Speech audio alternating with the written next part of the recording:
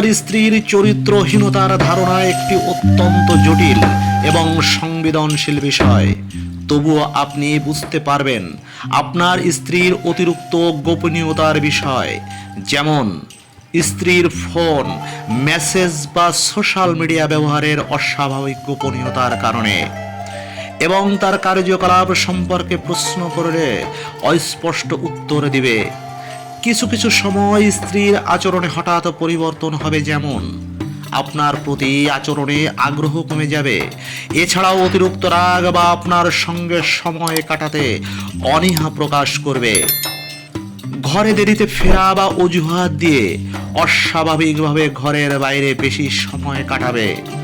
কোথায় ছিলেন বা কি করেছিলেন তা নিয়ে অস্পষ্ট বা মিথ্যা কথা বলবে।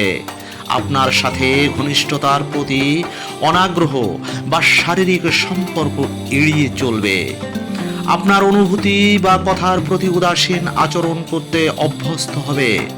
হঠাৎ নিজের চেহারা বা পোশাক আশাকে অতিরিক্ত যত্নশীল হবে। এই পরিবর্তন শুধু বাইরে যাওয়ার সময় দেখা যায়, যা কোনো ব্যাখ্যা ছাড়া হয়ে থাকে। সাধারণ বিষয়েও বারবার মিথ্যা কথা বা তথ্য গোপন করা তার অভ্যেসে পরিণত হবে। কথা বলার সময় আত্মবিশ্বাসের অভাব দেখা দেবে। হঠাৎ তার নতুন বা ব্যাখ্যাতীত খরচ দেখা দেবে। কোনো নির্দিষ্ট ব্যক্তির প্রতি বিশেষ আগ্রহ বা তার সঙ্গে ঘনিষ্ঠ আচরণ করবে। অন্য ব্যক্তির সঙ্গে বারবার যোগাযোগ রাখার চেষ্টা করবে। আপনার প্রতি উদাসীনতার কারণে আপনার সাথে কথা বলা কমিয়ে দেবে এবং সংসারের দায়িত্ব এড়িয়ে যাবে। একসময় আশেপাশের লোকজনের কাছ থেকে তার আচরণ সম্পর্কে নেতিবাচক মন্তব্য পাবেন। স্ত্রীর আচরণে এমন কিছু পাওয়া সম্পর্কের প্রতি তার মনোভাব নিয়ে সন্দেহের সৃষ্টি করবে। মানুষ জীবনের নানা ধাপে নানা রকম সম্পর্ক গড়ে তোলে। কেউ আসে বন্ধু হয়ে, কেউ সঙ্গী হয়ে, আবার কেউ মনের খুব কাছের মানুষ হয়ে।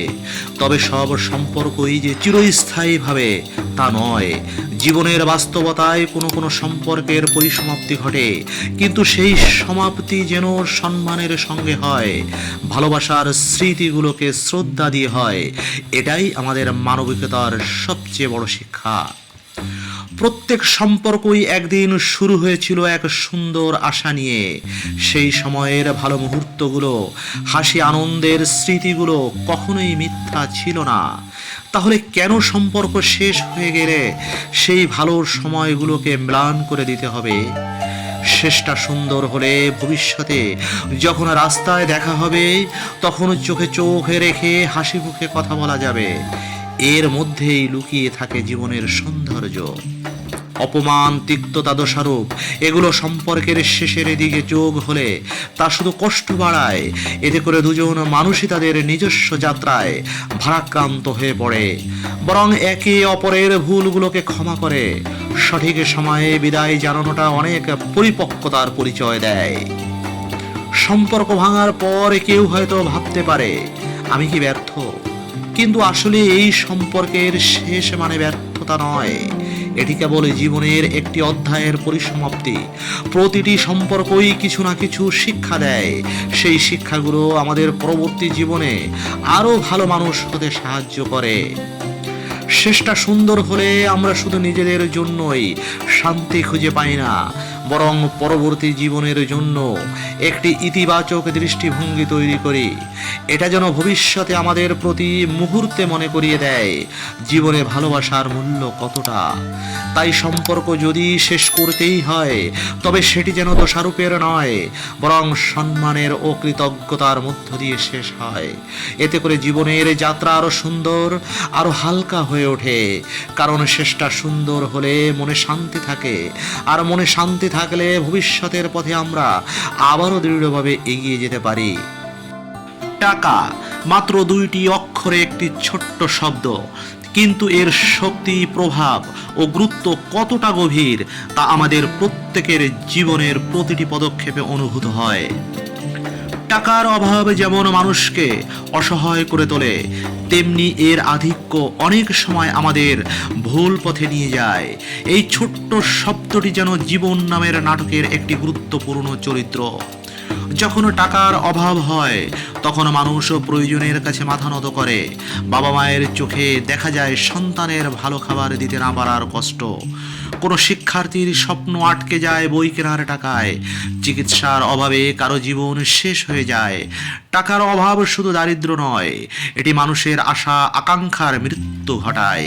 এটি আমাদের মাঝে এক অসহায় হাহাকার ছড়িয়ে দেয়। আবার যখন টাকার আধিক্য হয় তখন মানুষ ভুলে যায় জীবন কতটা ক্ষণস্থায়ী। অহংকার, অযথা প্রতিযোগিতা এবং ভোগ বিলাস আমাদের আসল সত্তাকে ঢেকে ফেলে। আমরা ভুলে যাই যে টাকা কেবল একটি মাধ্যম, কিন্তু আমরা একে জীবনের মূল লক্ষ্য বানিয়ে ফেলি। এটি আমাদের সম্পর্কের মধ্যে দূরত্ব তৈরি করে, মানুষকে মানুষ থেকে বিচ্ছিন্ন করে দেয়। তবে টাকার প্রকৃত ক্ষমতা তখনই বোঝা যায় যখন এটি সঠিকভাবে ব্যবহৃত হয়।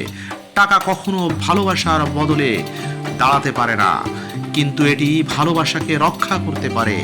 এটি কখনো সুখ কিনতে পারে না, কিন্তু সুখী জীবনের পথ তৈরি করতে পারে। তাহলে আমরা কিভাবে টাকার ভারসাম্য রক্ষা করব? প্রথমত, টাকার অভাব যা আধিক্য যেমন আমাদের মনুষ্যত্বকে গ্রাস করতে না পারে। টাকা আমাদের প্রয়োজন মেটাবে, কিন্তু তা যেন আমাদের হৃদয়ের উপর প্রভাব না ফেলে। দ্বিতীয়ত, টাকার ব্যবহার হবে দায়িত্বশীল। জীবনে যতই অর্থ আসুক না কেন তা যেন আমাদের বিনয়, মানবিকতা এবং সম্পর্কের সৌন্দর্য নষ্ট করতে না পারে। জীবনের প্রকৃত সৌন্দর্য টাকায় নয়, বরং টাকার সঠিক ব্যবহারে লুকিয়ে আছে। টাকার প্রতি আমাদের দৃষ্টিভঙ্গি পরিবর্তন করতে হবে। এটি যেন আমাদের অভাবের হাহাকার কিংবা অহংকারের কারণ না হয়। স্মরণ রাখতে হবে, টাকা জীবনকে সহজ করতে পারে, কিন্তু জীবনকে অর্থবহ করতে পারে না। টাকার প্রতি আমাদের ভালোবাসা যতই কম হবে, জীবনের প্রতি ততটাই ভালোবাসা বাড়বে। তাই চলুন, টাকার ব্যবহার হোক জীবনের শান্তি, সৃজনশীলতা এবং মানবিকতার জন্য। টাকা ছোট্ট শব্দ, কিন্তু এর প্রভাব যেন আমাদের মানবিকতাকে হারিয়ে না দেয়। ছেলেদের জীবন এক অদ্ভুত যাত্রা। জন্ম থেকে শুরু করে শেষ পর্যন্ত তারা এক অবিরাম নিয়ম মেনে এবং মানিয়ে নেওয়ার চক্রে আবদ্ধ।